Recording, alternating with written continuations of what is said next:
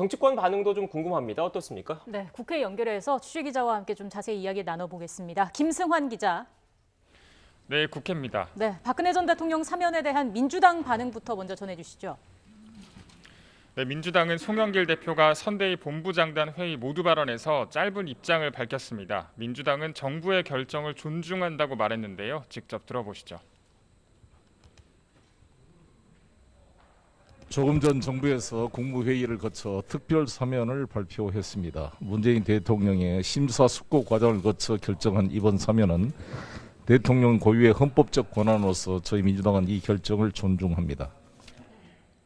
이재명 후보도 조금 전 공식 입장을 내놨는데요. 먼저 문재인 대통령의 국민 통합을 위한 고뇌를 이해한다면서 어려운 결정을 존중한다고 밝혔습니다.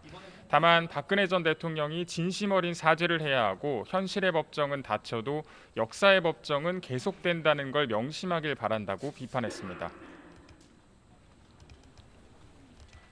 네, 민주당 입장 알아봤는데 국민의힘 그리고 다른 야당의 입장은 어떻습니까? 네, 국민의힘 분위기는 민주당과 좀 다릅니다. 윤석열 후보는 조금 전 당사에서 브리핑을 열고 늦었지만 박 전 대통령 사면을 환영한다고 밝히면서 건강이 안 좋다고 들었는데 빨리 회복하길 바란다고 말했습니다. 또 이명박 전 대통령이 사면 대상에서 제외된 것과 관련해선 국민 통합 관점에서 판단해야 되지 않겠나 생각한다고 덧붙였습니다. 앞서 이양수 수석 대변인도 박근혜 전 대통령의 사면을 환영한다는 서면 입장을 냈습니다. 이어 국민의힘은 국민 대통합을 위해서 더욱 노력하겠다고 밝혔습니다. 다만 홍준표 의원은 SNS에 박근혜, 이명박 두 전직 대통령에 대해서 갈라치기 사면을 해서 반대 진영의 분열을 획책하는 것은 참으로 교활한 술책이라고 평가절하했습니다.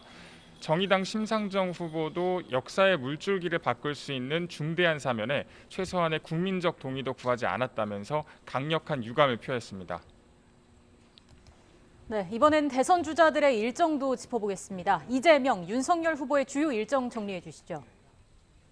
네, 먼저 이재명 후보는 오늘 오후 군 관련 공약을 발표하면서 국방정책에 대한 청사진을 제시합니다. 4차 산업혁명 시대에 변화된 전략 환경에 걸맞게 강한 군대 육성을 위한 스마트 강군 추진 방안을 발표하고 선택적 모병제에 대한 계획도 밝힙니다. 윤석열 후보는 약자와의 동행 행보를 이어가는데요. 오후에 아동 고아와 18세가 넘은 퇴소자들을 위한 단체인 고아 권익연대를 방문해서 복지 사각지대의 실태를 점검하고 이에 대한 의견을 제시할 예정입니다. 밤엔 크리스마스 이브를 맞아서 명동성당 자정미사에 참석합니다. 지금까지 국회에서 YTN 김승환입니다.